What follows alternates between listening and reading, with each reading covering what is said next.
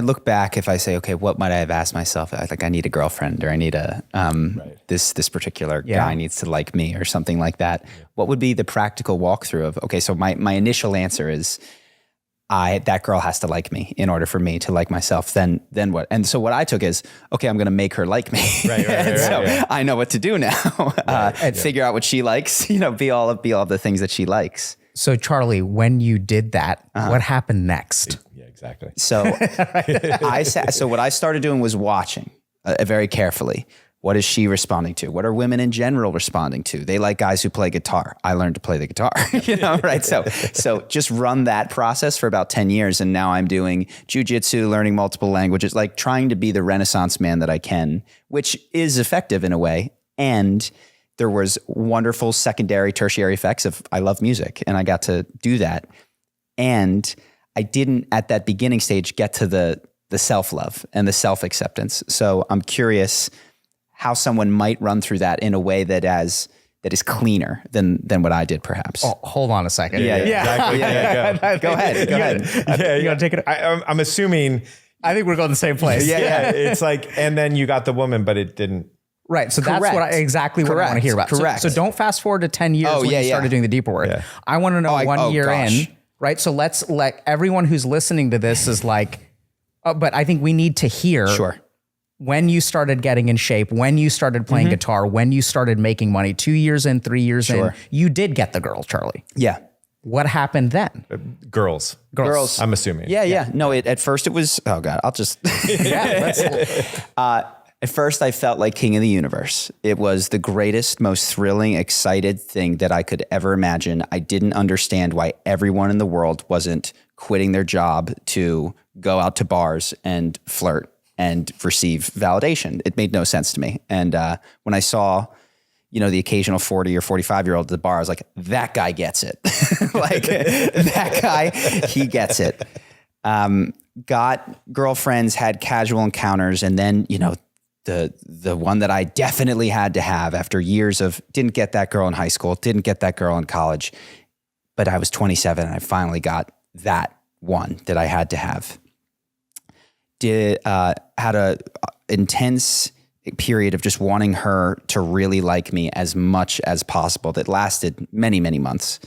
And then it became like the biggest ache in my life, this like trying to make this relationship work in a way that felt good for me and for her. I was still seeking, I still want to be in a non-monogamous open relationship because I need all the attention from multiple women, but I have to please you as well. And I want you to like me. And as I reflect back on it, I understood my own happiness to be how much smiles, applause, and needing is being directed at me from my primary partner and other women that I was casually seeing. And then my hair started falling out. And and I'm going to tee this up, I assume, and you can spike it over the net, Joe, because I'm pretty sure we're going to go the same place. But so this is what I see, and it's so challenging because sometimes people will come to me and they like want to be better, right? They want to be accepted. They want to be loved. And then they think like, okay, like clearly people respect dudes who are ripped, dudes who are rich. Let me be that so I get their respect. And then they fall into a very dangerous trap, which is that they succeed. And then there's this huge problem arises, which is like basically unsolvable. Now, you love this girl, you're into her, you're crushing on her, you hate yourself for it. And you feel powerless, but you want her so bad. So you do everything that you're supposed to do. And then she says yes. And then when you go home, you're wondering, who is she in love with? Who did she say yes to? Did she say yes to this crafted version?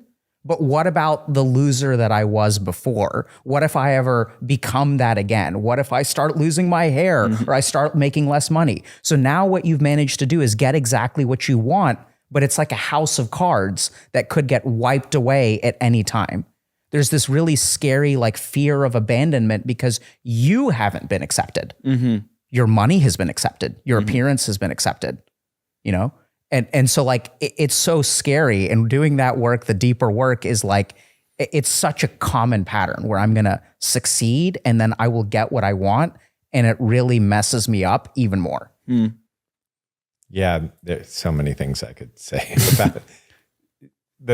My pithy phrase on this is the problem of becoming somebody to be loved is that you never get loved. The person that you are pretending to be is the one that gets loved. And so it never fulfills. And that's like basically what was just said. But the secondary part is that there's a way to look at that says, oh, so glad that didn't work out because now I can actually do the real work. It seems to me that there's oftentimes this necessary step. For me, it wasn't about looks or money. For me, it was about awakening and spiritual fulfillment. But once I get to this place, then when you get to that place and there's no there, it's this amazing thing because then you have to reflect and say, oh, what is it actually? And then, so there's a part of human development, which is you don't want people to walk before they can crawl. There's a whole bunch of neurological issues that come from that. And so if that's where you've got to go to figure out that it's completely unfulfilling, feel free to go there. It seems apparently I needed to do it. I'm sure there's ways. Yeah, I needed to do it too. Yeah, and I think actually many people do. Yeah, exactly. Right. So many people need to walk to the end of the road to realize that this is not working. Yeah. Yeah, exactly. And then there's some people get lost there because they just can't imagine that there's something other way to do it because there's no examples of another way to do it. And so if you find yourself in that place, then it's back to how do you love yourself? How do you get acceptance for who you are? And when I mean who you are, I mean all the aspects of yourself. What I notice is, and a good way to measure it is that the more that I love every aspect of myself, the more I can love everybody. So if I'm in the world not being able to love somebody, that's clearly a pointer of where I'm not accepting myself. When I get triggered, that's clearly a pointer where I'm not accepting myself. And so that's where that's when that work starts coming into play. So let me ask a question that I know I would have had at 27 because it's the first leap of improvements in my life came from seemingly not accepting myself. There was all of this advice when I was 13, 14, 15, just be yourself. And like that wasn't going well for me at the time. Yeah. And so I developed this philosophy of I'm not going to be myself. I'm going to choose myself. I'm going to decide how I want to come across, how I want to be. And I'm going to select that and habituate certain behaviors and ways of being. And my conception of myself was this choosable thing that there was no essential. It was completely choice bound. So I'm wondering if I'd heard you say you have to accept yourself at 27, I would have bit Definitely back wouldn't hard. Have to. Okay. And great, because I would have heard it that way for sure. Yeah. That's why you're doing. That's why the 27-year-old needs to do all that stuff because everything is a should and a have to and a otherwise. There's this the self relationship is one of force. So what is the self if not this collection of chosen behaviors that I accept? Let's not go into that. Okay. I agreed. I think we've got one major step. Yeah. Before we can get there. Let's hit it. So maybe I can. We'll get there. Yeah. So it's interesting because I hear this a lot, like especially in like dating, because dating is really hard right now, and people are like, "Oh, just be yourself." I think that's terrible advice. So I think I think the worst thing you can be is yourself.